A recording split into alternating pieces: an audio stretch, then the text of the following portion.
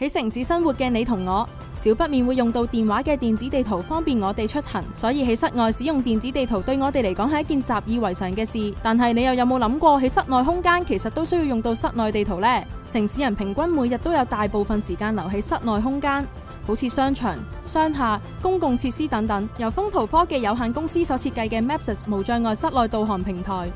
唔單止簡化咗室內地圖技術，更將室內空間數碼化，提供地圖、定位同360度實景服務，為社會大眾以及行動不便人士帶嚟城市無障礙出行體驗。就等我哋睇下呢一項創新科技設計為我哋城市帶嚟咗咩變化。我哋一直都相信智慧出行係邁向智慧城市最重要嘅一環。喺2013年，我哋留意到室內地圖唔普及嘅原因。以往室內地圖嘅定位技術成本過高啊，而且過分依賴硬件嘅設置。Mapsys 將智能化嘅室內地圖技術作為目標，為企業提供純軟件嘅室內電子地圖產品，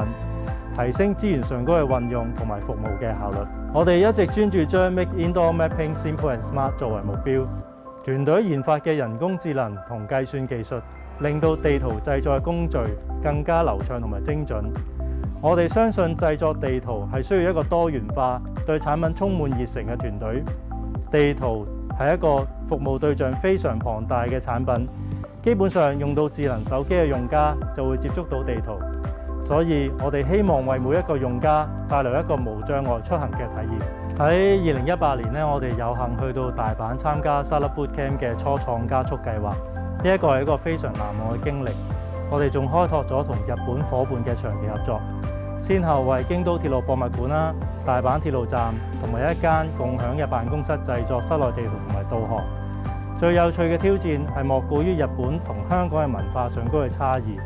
去設計一啲符合當地生活嘅模式嘅產品。其中一啲例子包括近年來好興嘅 AR 地圖導航啦，甚至係單純嘅手機導航，喺日本都未必可以執行。因為日本人行路嗰陣係好少睇手機，近年來更有日本嘅城市係立例禁止。喺深入了解其他國家嘅文化之後令到我哋更加重視產品設計嘅多元化同包容性。香港係一個高密度嘅城市，室內地圖嘅應用有好大嘅潛力，能夠贏得呢個獎項係對我哋嘅技術嘅一種肯定，為團隊帶嚟咗好大嘅鼓勵同埋信心。希望藉住呢個獎項，可以令到更加多人認識室內地圖嘅重要性，推動產品應用之餘，仲可以令到大家熟悉無障礙出行嘅概念。喺將來，我哋希望能夠將 Mapsys 室內地圖技術拓展到亞洲其他嘅城市，等每個人都可以感受到無障礙出行嘅體驗，為城市帶來可持續性嘅發展。地圖嘅應用包羅萬有，風圖無障礙室內導航平台嘅誕生，成功以室內地圖解決出行時常遇到嘅問題。深信喺不久嘅將來，室內地圖技術將會越嚟越成熟，亦可以有效地將數據同各個範疇配合，例如公共交通同智慧公共建設等等，共同打造香港成為一個完善嘅智慧城市。